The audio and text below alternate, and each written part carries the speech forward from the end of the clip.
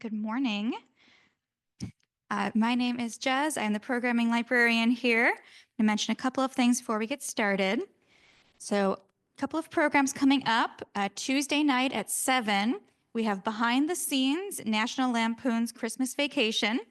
So we'll go through some of the behind the scenes, the facts, the making of from the classic Christmas movie, and talk about its Chicago connections. And Wednesday at 2 o'clock, we have Holiday Traditions from radio's Golden Age. So we'll be listening to some of the classic radio programs and learning about how Christmas was celebrated on the air, again, particularly in Chicago, and how that influenced the rest of the country. Today's program is hybrid, so some of you are here in person, some of you are watching online. If you are online, know that we are using the webinar format, which means you can see and hear us, but we cannot see or hear you. So if you have any issues or comments, go ahead and put those in the chat. We'll do questions at the end, so those of you in person, keep those in mind as well.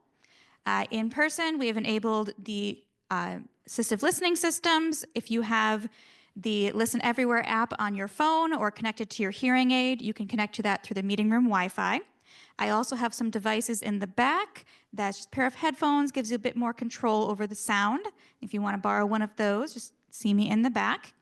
Online, we've enabled the closed captioning. So if you would like to see that, you're going to click on the CC button. If you do not see that, you're going to click More and then click Subtitles and Show Subtitles. Here in person, we can hear you, so if you can silence phones, watches, whatever else might go off. And if you need to get up for any reason, just do so without disturbing those around you. I'll close the door in a minute here. And then a little bit about our presenter. So Theresa Goodrich is an Emmy-winning author and content creator with a penchant for storytelling and a keen eye. She's the founder and publisher of The Local Tourist and Your Chicago Guide, and author of the Two Lane Gems book series, Living Landmarks of Chicago, and a contributor to Midwest Road Trip Adventures. She's a featured speaker for the Travel and Adventure Show and teaches the Midwest Travel Network's Writers Workshop. When she's not writing, speaking, or on the road, she's cooking and planning her next adventure. And today she's going to tell us about all the fun things we can do in Chicago, even when it's barely cold like it is today. Welcome. Yeah.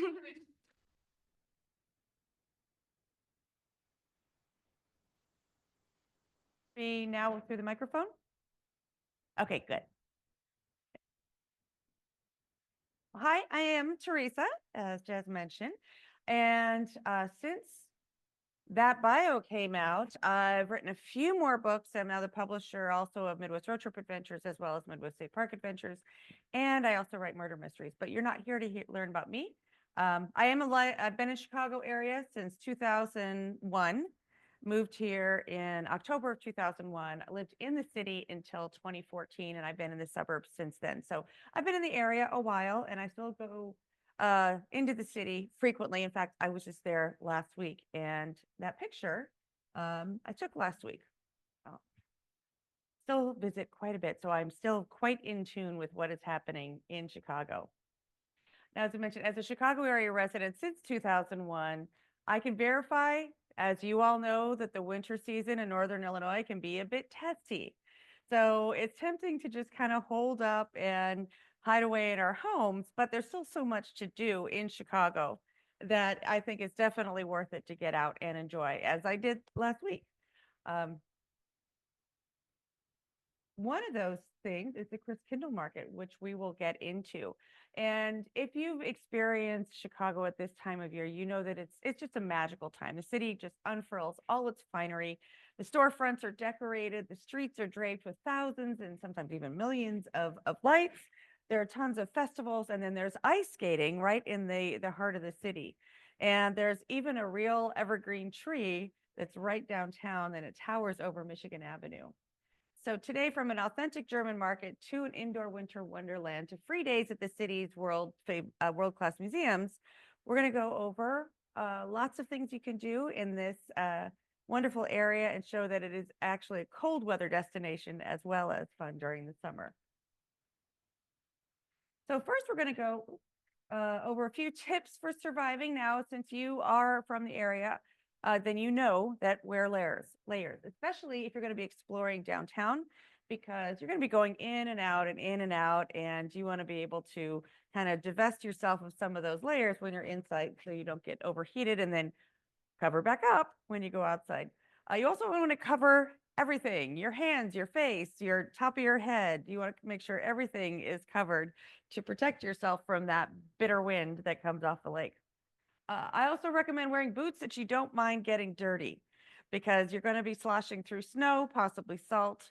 Also wear shoes with tread, like these have some tread on the bottom, because even though those, those lovely shoes you've got might be cute, you don't want to fall when you're, you know, trying to walk over some ice, because there will be ice. Also, wear a mask or a scarf. I mean, for a lot of people, still recommended to wear a mask when you're indoors. That even though, I mean, because COVID's still around, but so is the flu. This is a time where we want to protect ourselves from getting sick, but it also keeps you warmer. I mean, that was one of the best things about having to wear a mask all the time, is that it keeps your face warmer when you're outside, and you can also cover up with a scarf. Another thing I recommend is to know where you're going, because when it's like 4 degrees outside, like it is today, you don't want to be looking on your phone to see where the next destination is. You want to know ahead of time. So make sure if you're inside, find out where you need to go, and you can even start your navigation then and listen to it on the way if you need to, but just know where you're going so you don't have to check it when you're outside.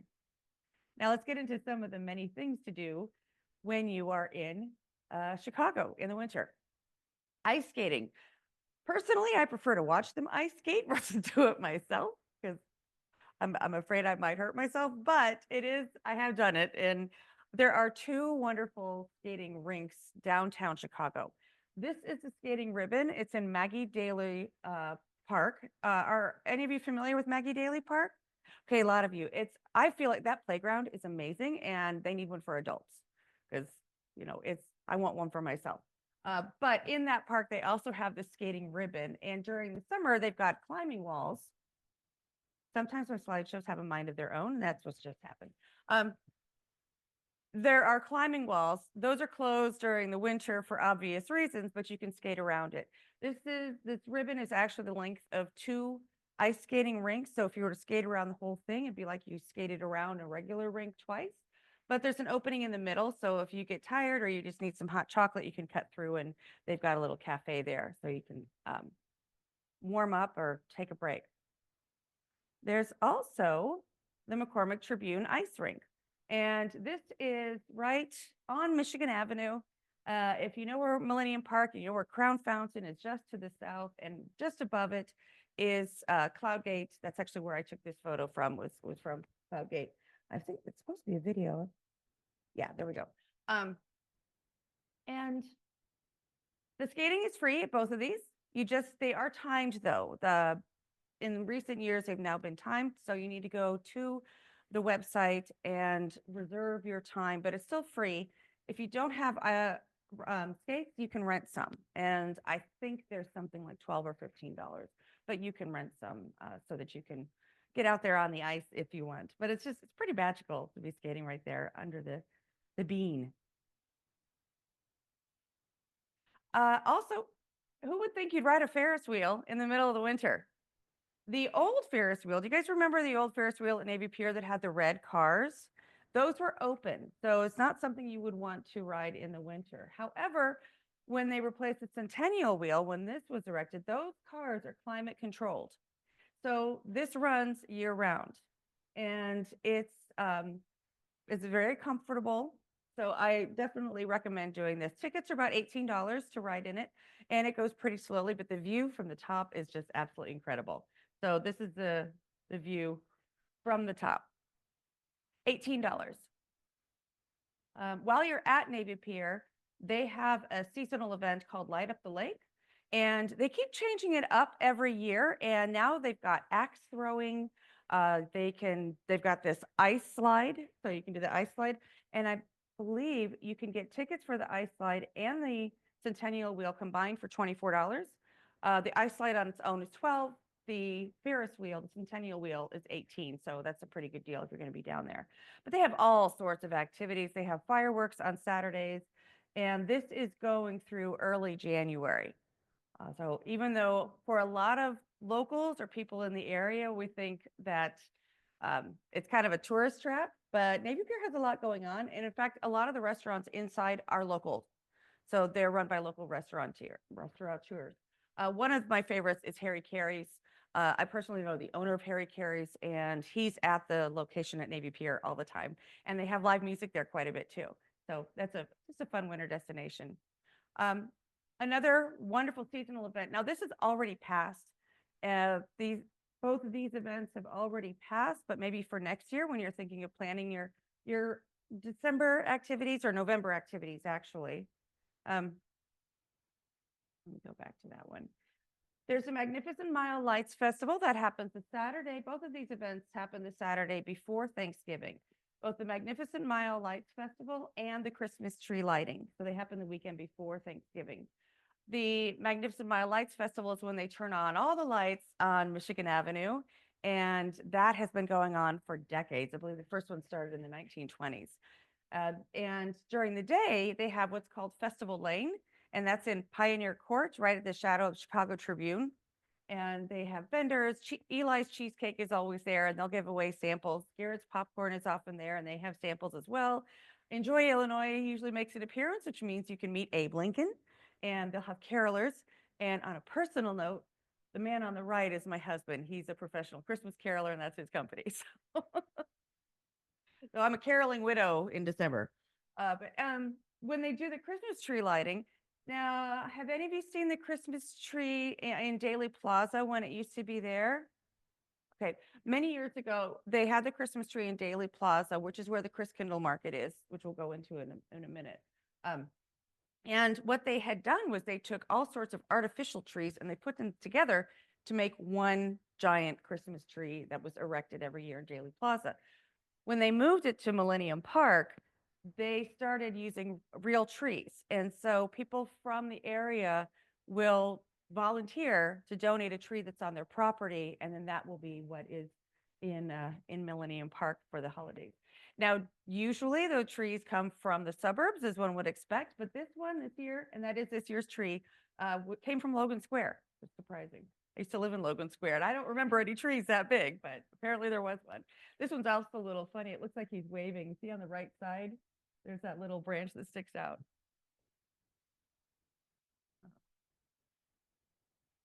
And Chris Kindle Market. How many of you have been to Chris Kindle Market? Okay, a few of you have. So this is a fun annual tradition. It's been going on for many, many years, and it basically brings the German Christmas market to Chicago. It's right there, obviously in Daly Plaza, in the shadow of the Picasso. It's just this wonderful, charming event. The things I would recommend thinking about before you go, if you can, try to go during the week, because the weekends are crazy. It's so busy that you can barely move. Also, if you want to have any of the glue wine and get one of those boot mugs, bring cash, because they only accept cash. They do have an ATM on site, but you want to have cash for that. Also, they have these little ornament huts. And if you're claustrophobic in the slightest, you don't want to go into those because they're one way and you can't get out once you get in. So if you really want the ornaments, then definitely. But I do recommend going during the week. Try to avoid lunch hour and after work. So if you can go in the afternoons, it's perfect time. I was just there last Tuesday afternoon, and it was wonderful. We could just walk around, and it was great.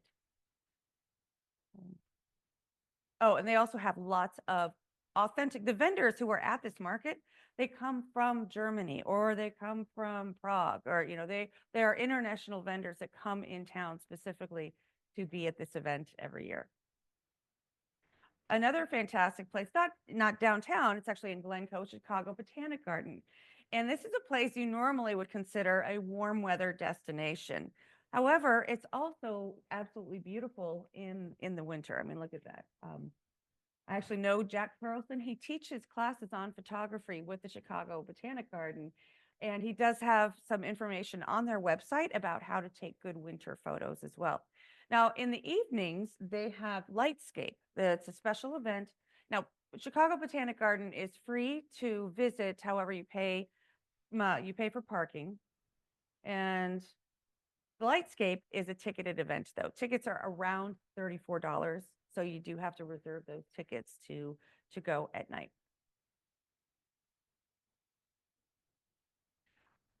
Another evening event is Zoo Lights Chicago. I love Lincoln Park Zoo. Now you can visit Lincoln Park Zoo in the winter. It's open 365 days a year. So you can visit during the day and it's still free and see all the animals like the penguins and giraffes and lions and gorillas and all of those. But you can also visit at night. Now, Zoo Lights was another event. It used to be free, but now there's a charge, and I do believe it's around $5, so it's still not expensive. But they do charge to go. They also have special events, like they have the Zoo After Dark, where they'll have adults only events. And I'm sorry, my slideshow is going a little crazy here. All right, it's got the automatic transitions, and I thought I'd turn those off. The zoo itself is lit up with over 2 million lights, if you can imagine. And it's every tree in the park is just draped. You can see what it looks like. And they've also got Santa. He is usually in the lion house. And this event goes till early January. We still have plenty of time to see it. When you are downtown, if you want to warm up, then I recommend cocktails and a view at Cindy's Rooftop. And that's where I took this picture from. Cindy's Rooftop is probably the worst kept secret in Chicago, but it's a rooftop bar that's on top of the Chicago Athletic Association. That's a great place to stumble into. They're bespoke cocktails, so you'll expect to spend anywhere from $16 to $20 for a cocktail, but then you get this great view. And they've got a balcony outside, and you don't have to worry about getting too cold because they have fire pits out there as well. And if you do get cold, you can just go in and sit down and have something to eat. But it's really lovely to get that view. And then go down and see the Christmas tree, the holiday tree is down there on the left. There's the ice skating rink, and in the distance there, beyond the stage, that's Pritzker Pavilion. And beyond that is Maggie Daley Park, and that's where the skating ribbon is. You can also dine in an igloo. This was started, it was begun by City Winery on the Riverwalk. And when I was there last week, they didn't have any igloos out. So it looks like they're not doing it this year. But it kind of picked up steam, and other places have decided to do it as well. And this particular one is at London House. London House is located on the southwest corner of Michigan and Wacker. So basically, it's right there on the Chicago River. And from the rooftop, it's got one of the best views. It's got the cupola on top. When you're downtown, you look up and you'll see this cupola. But there's the Wrigley Building, all lit up in white. And then in the middle there is the Intercontinental with the dome. That used to be the Chicago Medina Athletic Club. It was started by the Shriners, the Freemasons. They're the party boys of Freemasonry, and they built that as their ultimate man cave. And then Tribune Tower is to the right. So those are the landmarks you can see. But you can dine in the igloo. You only have to spend $600. That's just a little bit. So bring a bunch of friends, and as long as you're spending $600 on food and drink, then you can sit in the igloo. However, you don't have to sit in the igloo or do any of that to see this view. It's open to the public. You can just go up and gander at all the beautiful lights and the way the buildings are lit up.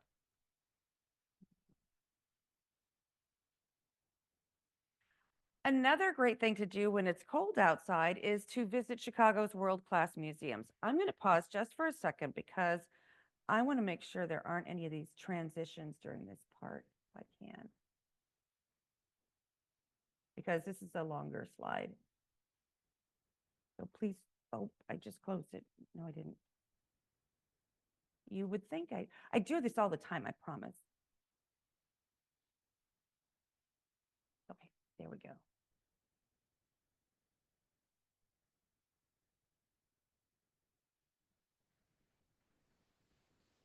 Okay, so I call these the Big Five. I don't know if anybody else does, but I call them the Big Five museums. We've got in the top left, Museum of Science and Industry, Adler Planetarium, the top right, bottom right is Field Museum, center is the Art Institute of Chicago, and on the left is the Shedd Aquarium. And all of these museums they're world class. They're some of the best in the world, and definitely worth visiting again and again and again. And I definitely speak from experience on this. So one of the great reasons to visit these in the winter, especially as Illinois residents, is that they offer a lot of free days. So I was in the Art Institute last week, went there on Thursday, and it was free all day on Thursday and Friday. It's also free on Thursday evenings, but coming up in January, it's going to be free weekdays from January 6th through, I did write this down, March 14th. It is closed on Tuesdays and Wednesdays. But so Monday, Thursday, and Friday, you can go to the Art Institute for free as an Illinois resident. They, hmm? Yep, yep. And all you have to do is go online, reserve a ticket. There's no charge. I had two friends in from Sheboygan, Wisconsin, and so I got tickets for the three of us. And you just walk in and show them the QR code, and you get to explore as much as you want. And it's free, like I said, Monday, Thursday, and Friday from January 6th until March 14th. So plenty of time to go see it. Now, the Art Institute it opened in 1893 in this building, but it's part of the American or the art societies that it was part of had been around since like the 1850s. So it's got quite a history in Chicago. Famous works in the Art Institute include Grant Wood's American Gothic. When we were there, one of the docents or the volunteers said that American Gothic is the most photographed painting in the world besides the Mona Lisa, which surprised me.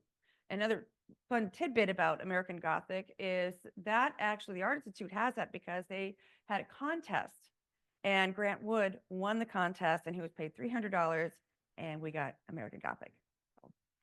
They've also got water lilies. Monet's water lilies, a huge gallery. Just there were so many Monet there. And Picasso's the guitarist. If you want to see Picasso, his works are in the modern wing, which is the newest addition to the Art Institute. Another tip, if you're going during the week or at any time, enter from the modern wing entrance. Instead of entering through the lions on the front, go through the modern wing. It's not as busy. So you don't have to wait in line as much there.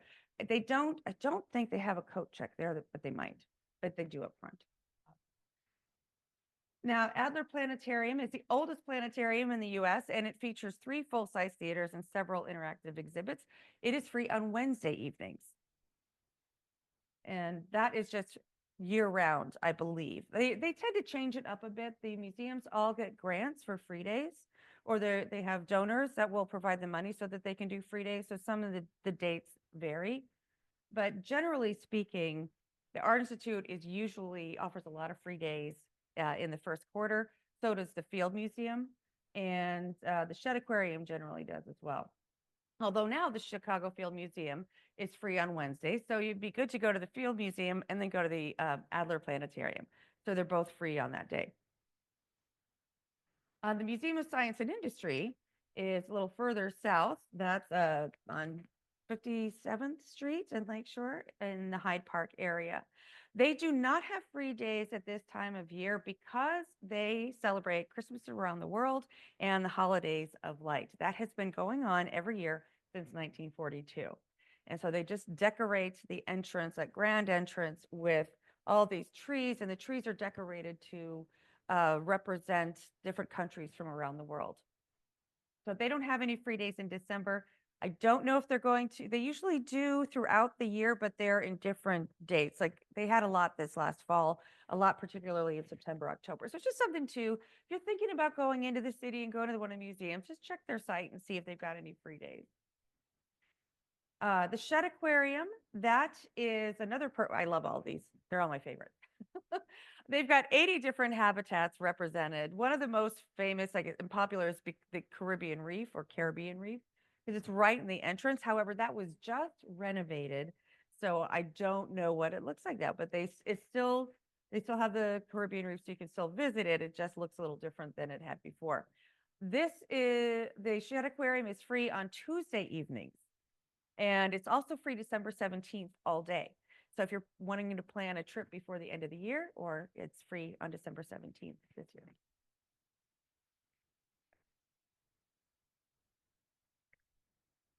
I used to keep track of all of the free days at all the museums on my site pre-pandemic, but just got a bit to be too much. Another great thing to do in Chicago in the winter is go to the observation decks and see Chicago from above. 360 Chicago, that is the one that's in the building formerly known as Hancock. Apparently, the Hancock Building is now no longer the Hancock Building. It's just 875 North Michigan, but just like Sears Tower and Comiskey, it's a Hancock Building. So 360 Chicago is on the 94th story of the Hancock, and they've got some of the fastest elevators in the world that'll whisk you right up to the top, so you can see wonderful views of Lake Michigan on one side and the cityscape on the other, and see that beautiful skyline. They also have a ride called Tilt.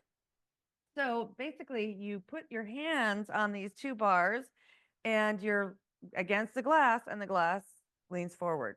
And it goes down to a 45-degree angle so you could look down at the sea. It's not as scary as it sounds. I have done it. But it could be, if you're afraid of heights, you might not want to participate. There is an extra fee for that.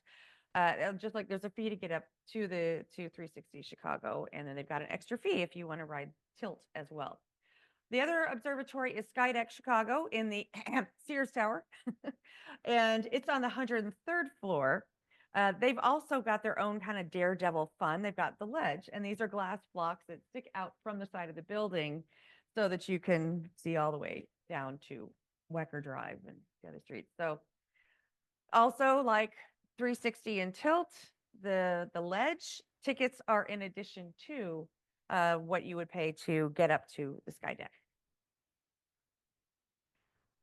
Now we were up above. Now we're going to go down below. Now you can stroll the Pedway. The Pedway is this magnificent underground tunnel system that connects several businesses in downtown Chicago.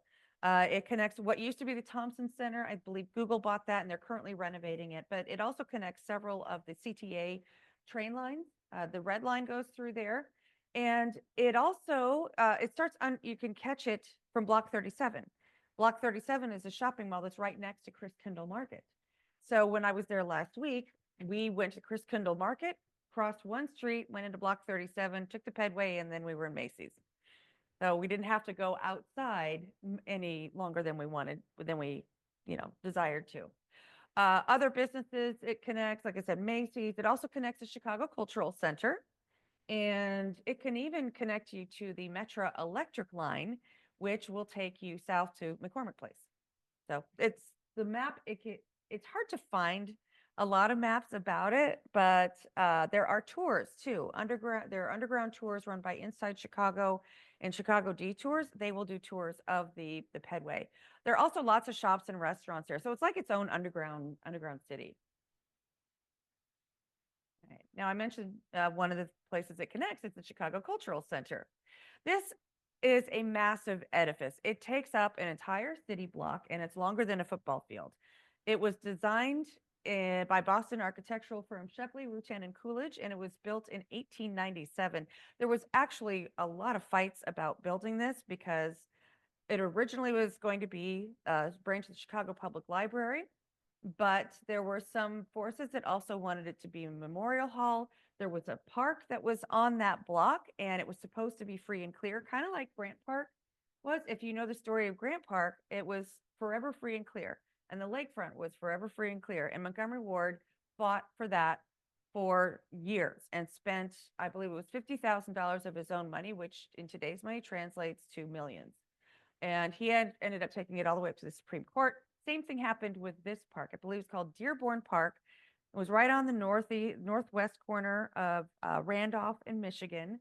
And they had to fight, finally got the approval to build the building. And what happened is the Chicago Public Library took one half of the building, and the Memorial Hall ended up taking the other half, the Grand Army of the Republic, which is why we have two giant domes in this one building.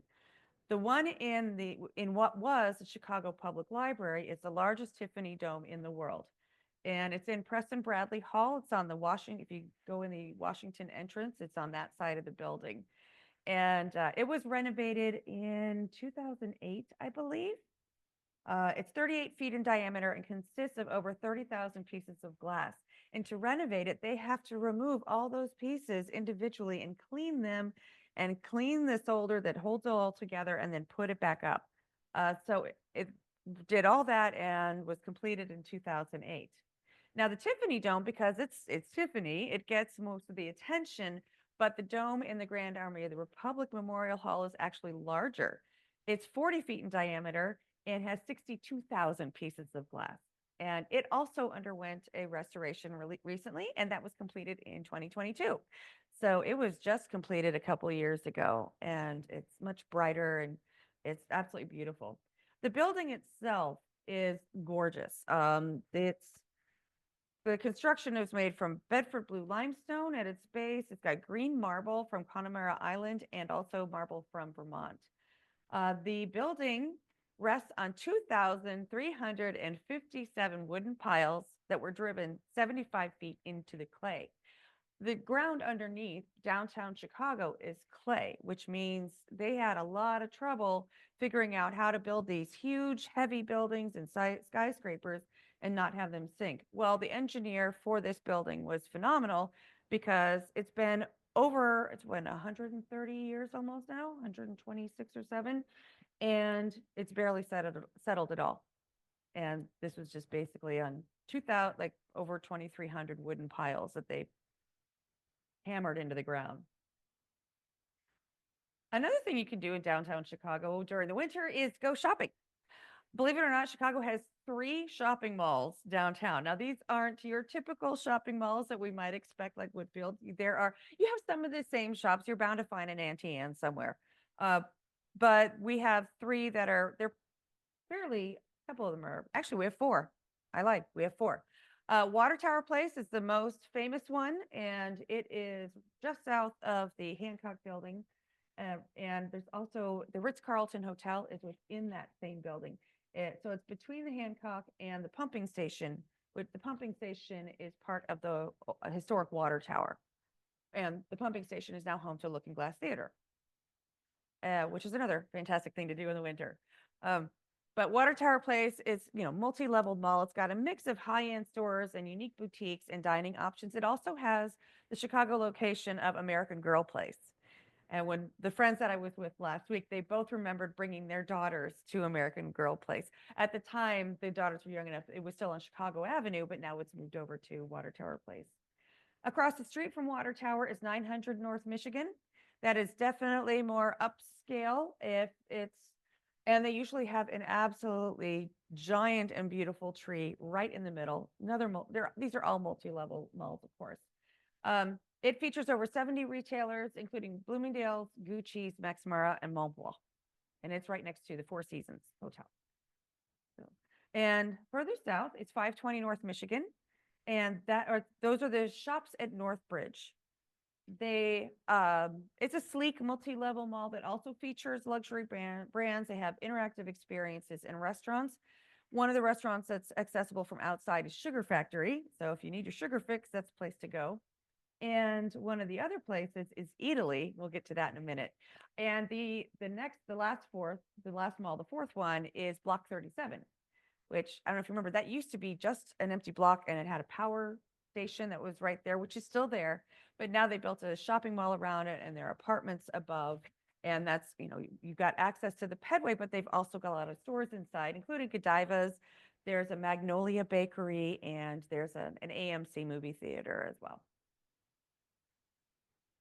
I mentioned we talk about Italy. Has anybody been to Italy? Okay. Italy is amazing. And it's funny because my parents went to Italy a few years ago and they went to the Italy in Florence. And they said that it was much smaller than the one here. I was like, well, yeah, because they've got the whole country. I mean, so in Chicago, that's some place that my dad has to go. Every time they come to visit, we have to go to Italy. It's a 2-level emporium devoted to all things Italian food and drink. On the first level, they've got a pizzeria, they've got a Lavazza coffee bar, they've got a gelato bar, they've got patisseries. They also have different equipment that you can get for your kitchen. So it's basically a foodie's dream. But then you go upstairs and so much Italian wine. It's all curated. They've got fresh produce that you can buy as well, so you can make a whole meal.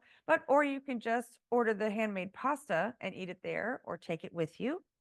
They've got a salume, which is right here. And if you tell them, I would love some prosciutto, can you recommend one? And you can tell them your price point, because it can get pretty, like up to $80 a pound and more. We found when they recommended one for us, it was a quarter pound for $10 and it melted like butter. They also have cheese. I've got in this counter, you can't see what this is resting on. It's all the cheese. And so you can also ask them to recommend some cheese for you and they will slice it right there. They've also got it prepackaged and all sorts of varieties, sheep's milk, cow's milk, goat's milk. And they also make burrata and the fresh mozzarella. They make it right there and they've got it behind a window so you can watch them making the burrata and then you can take them with you. You can also get a glass of wine and walk around with that if you like while you're shopping. And then they have a pizzeria. They have one of the Italian pizza ovens, as well as just a bar and a place where you can sit and rest if you want. It's a destination in and of itself. If you would like some tea, then you can have some in downtown Chicago. Sorry for the awful accent. Uh, I was in London last year at this time, and I did not even try that because I wanted to stay for a little bit. Didn't want them to kick me out. Anyway, so there are a few places that offer afternoon tea in downtown Chicago. The lobby at the Peninsula is one of the most popular, and their ambiance is elevated by a towering Christmas tree. They also have live music, and their menu has delicate finger sandwiches and freshly baked scones, of course. The Drake Hotel, which is north of Hancock, it's right there overlooking Ohio Street Beach. I'm sorry, not Ohio Street Beach, Oak Street Beach. Sorry, Ohio's down by Navy Pier. Oak Street Beach and Lake Michigan. But the Drake has its own history. It was built in 1920, opened on New Year's Eve, 1920, and it's an historic gem. It's worth visiting the Drake just to kind of soak in the ambience. But the tea takes place in the historic Palm Court, and they have a harpist who will play as you're enjoying your tiered display of sandwiches. Another one that's right in the loop is London House Chicago. That is, we've already talked about them earlier. So you can have tea in the afternoon, and then you can take the elevator all the way up to the rooftop and either dine in the igloo or just enjoy the view from at the top.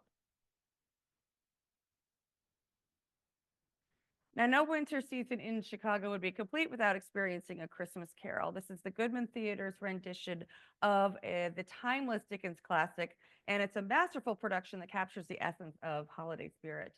So they always have top-notch acting, the intricate set designs, and of course, the story that we all know and love, that this particular performance is more than a play, it's a Chicago institution.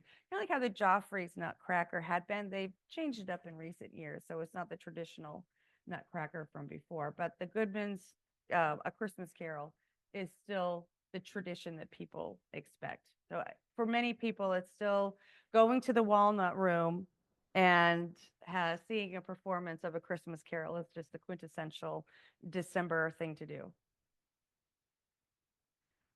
Now, if you're interested in history, then you definitely want to go to the Chicago History Museum. Now, Chicago's past is crazy, and I know because I actually wrote a book about it called Living Landmarks of Chicago, and the landmarks are between 1836 and 1932. The last landmark I researched was the Chicago History Museum. The Historical Society was actually founded in 1856, which I always found fascinating because the town wasn't incorporated until 1833 and it didn't become a city until 1837. So Chicago was a city for less than 20 years when somebody decided they needed an historical society. And it's been going ever since. So their collections today number in the 22 million specimens. So they've collected a lot over the years. They have some remnants of Fort Dearborn, which if you are walking around London House, you can see the little markers in the sidewalk. Or if you're on the DeSable Bridge, there are markers that'll show you where Fort Dearborn had been, where it was laid out. They also have these dioramas. These dioramas were unveiled in 1932. So the year when the museum opened, they've been there ever since. And they're still there. They get renovated, they get cleaned up every now and then, but they're still there and they're just still, they showcase the history of Chicago. That picture in the top left is the tavern where they supposedly voted to make Chicago a city. on the top right, now that's a terrible picture, I apologize, but that was the White City, the 1893 Columbia Exposition.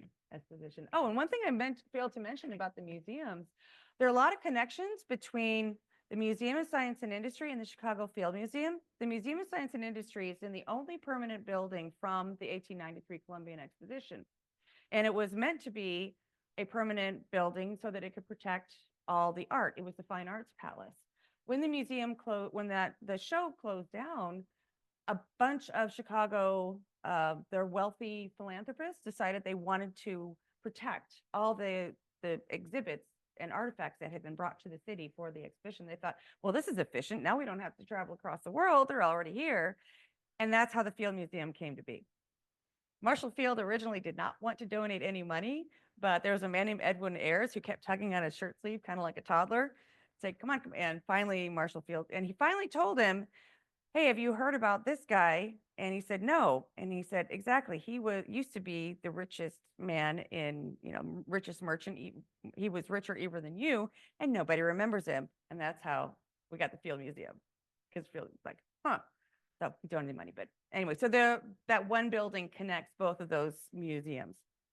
And you can learn about a lot of that at the Chicago History Museum. They also have free days. I don't know exactly when those are, but if you go to their website, you can see when they have free days. Now, if you're looking for a spot of green in the winter, that's the one thing I definitely miss when it's this cold outside. We've got a couple conservatories. The one on the west side is the Garfield Park Conservatory, and both of these are free, and both of them are open year round.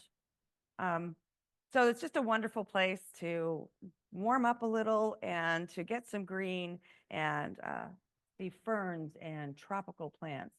Now, Lincoln Park Conservatory, right next to Lincoln Park Zoo, it's also free and open year round, but they require a timed entry ticket.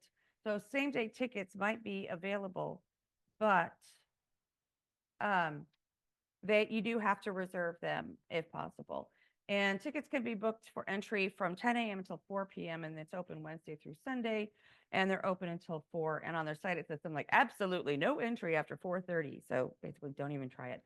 But those two spots, if you're in, like if you want to go to Zoo Lights, it'd be great. Go to the zoo and then go to the conservatory and then stay and go to Zoo Lights and when the zoo is all lit up. Or if you're on the west side of town, Garfield Park Conservatory is much larger than the Lincoln Park Conservatory.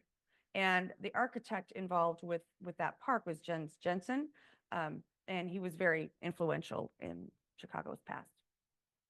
And our final stop is the Chicago Auto Show. Have any of you been to the Chicago Auto Show? Oh, okay, almost all of you. Great. Yeah, I love the Chicago Auto Show. It happens every February. It's been celebrating the automobile since 1901. And this year, I believe it's 118th year. It hasn't had it every single year, but most years. And it is still the largest auto show in North America.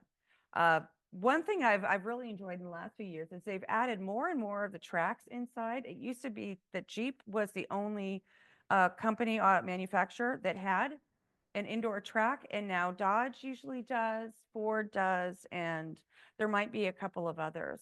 Another fun thing to do is see the classic cars. They'll have those set off, and they will often have luxury vehicles as well. And those are just always fun to see what a vehicle that costs $250,000 looks like. They're the people that are going to stay at the Ritz-Carlton and then having the, yeah, anyway. So Chicago Auto Show, there are always discounted tickets. Usually there are days where you can like do a food donation. If you bring in canned goods or something, then you can get discounted tickets, and there are other ways. But just like if you can, with the Chris Kindle Market, I recommend going during the week. Same thing with the Chicago Auto Show because it gets quite busy on the weekends. And that's everything. I hope you've enjoyed this virtual exploration of Chicago in winter with me. I do have, if you are interested, these are just some facts about Chicago. And if you can go to lp.thelocaltourist.com/5DHI to download those, just some fun little facts and tidbits that I found out about Chicago in my research. My favorite one is that the bears escaped from Lincoln Park Zoo almost nightly in the 1800s. I thought that was really funny. Oh, and the second one, Chicago's early skyscrapers floated on rafts. That's what I mentioned earlier, because the ground is clay. So John Wellborn Root came up with the idea to create a raft. So basically it was woven, and that's how it would keep it. It had a flat surface. So that's how it kept the buildings from sinking. So thank you again. I'm happy to answer any questions. Yes. Oh, the question is, where is Italy for those on Zoom? Italy is at Grand and no, Ohio. I apologize. Ohio and Wabash, I believe. So it's just west of Michigan Avenue on Wabash, I'm sorry, on Ohio. It's definitely on Ohio. No, there's a parking garage just west of, so there's Italy, and the next block over, there's a hotel called Acme Hotel, which is that's where we stayed last Tuesday. And I love that hotel. It's affordable. Right next to that is a parking garage, and it's the Shops at Northbridge parking garage. So if you buy something in the mall, then you can get discounted parking there, or go to Spot Hero. And we got parking overnight for $25 in that garage. Acme, yeah, kind of like the Bugs Bunny, Wile E. Coyote. Yeah, I think we got the room for like $108 or $120 or something. Oh, it's. They don't have coffee maker in the. I mean, there are things like they don't have coffee maker in the room or anything like that, but the rooms are big enough. The beds are comfortable. The location can't be beat. Another great place while you're down there for lunch is Cortino's. It's right just up the street on State Street. Cortino, Quartino. It's a small plates Italian restaurant. So if you're going for an Italian theme, then you can have lunch there and then go to Italy, and then you won't spend as much as at Italy because you're already full. But the food is great, and it's kind of like tapas, where you order as a table and then they'll bring everything out as it's ready. Yes. Block 37 is a shopping mall. Oh, where is it? It's right next to Daily Plaza. So it's on Washington between State and Dearborn.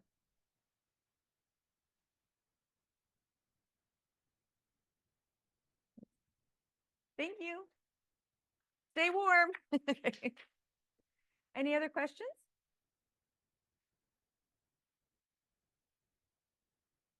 The art museum, at one point you said Monday, Thursday, Friday, free, and another time.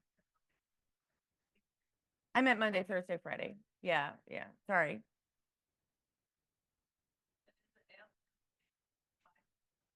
Yes, Adler Shed. Okay, so if you're looking at Museum Campus, which is where Soldier Field is here, Field Museum is here, Shed Aquarium is here, and then all the way down here is Adler, and south of there is Northerly Island. So, Jez, you had a question? Yeah, we have an online question looking for recommendations for architecture tours. Chicago Architecture Foundation. And they have the Chicago Architecture Center. I'm sorry, they've changed their name to Chicago Architecture Center. It's right on South Wacker Drive, just east of Michigan Avenue. Or not South Wacker, East Wacker Drive, east of Michigan Avenue. And they have their own dedicated building there. They have lots of walking tours. During the summer, their First Lady Cruises is the gold standard for architectural tours. But if you want a walking tour, then the Chicago Architecture Center has one. I also recommend Inside Chicago tours. If you're interested in the history of like the Medina Athletic Building, which is now the Intercontinental, that's the one where there used to be a rumor that the gold dome at the top was a Zeppelin landing site. It's not. But she takes a tour that will take you all through that building, and it's fascinating. So Inside Chicago tours are one, but the walking architectural tours I also recommend are Chicago Architecture Center. And they have a museum in there as well. Any other questions? Yes.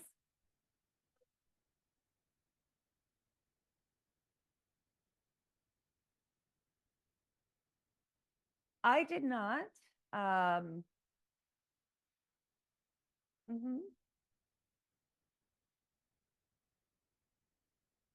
I don't know. They had a Zamboni. I mean, they did have the Zamboni out there cleaning up I'm pretty sure that the Tribune is real ice, but I haven't heard that, so don't quote me, but they did have actually the picture of the, let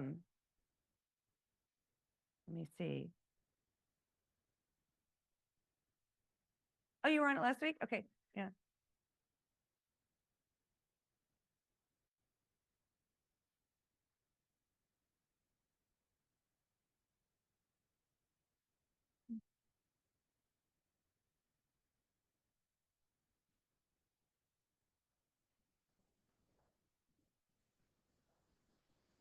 Oh, that's a great idea.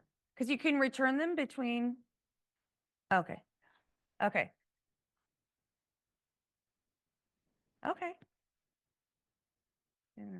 So somebody was, for those on Zoom, somebody was asking if the ice and the downtown ice skating rinks was actually ice, and we have somebody here who confirmed that it is, because she just skated on it. So thank you.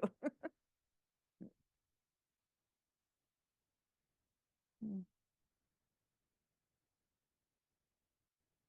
Yes. Question is a Botanic Garden free except for parking? Yes. And if you're a member, then you get the parking covered as well. But I believe parking is $20. 25 now? Okay. It's been a couple years since I had gone there, but yeah. Yeah, they keep, or you could just, yes, you could ride a bike there and then you could go, but not right now. Yeah. Yeah. Mm-hmm. All right. Thank you. Okay. You're welcome. Jess, do you have any more questions?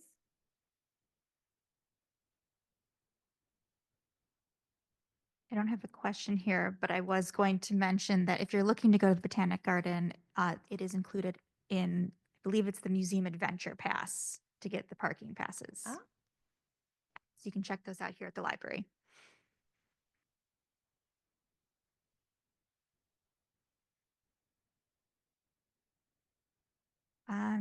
Yeah, if you want to come back here, I can show you what all the different museums are. So So we you do also two have, different programs. okay, Yeah. because I know the city of Chicago, their libraries have the, okay. So, and Mhm. you also have those passes as well? We have passes through Museum Adventure and Explore More Illinois. Okay. Generally does not include the big museums, Mhm. but Museum of Science and Industry has signed on for Explore More Illinois. So that Great. was a huge get this year. Yeah, that's fantastic. Mm. Okay, well, thank you, everybody. Thanks for joining me, and I hope you can stay warm today. Mm.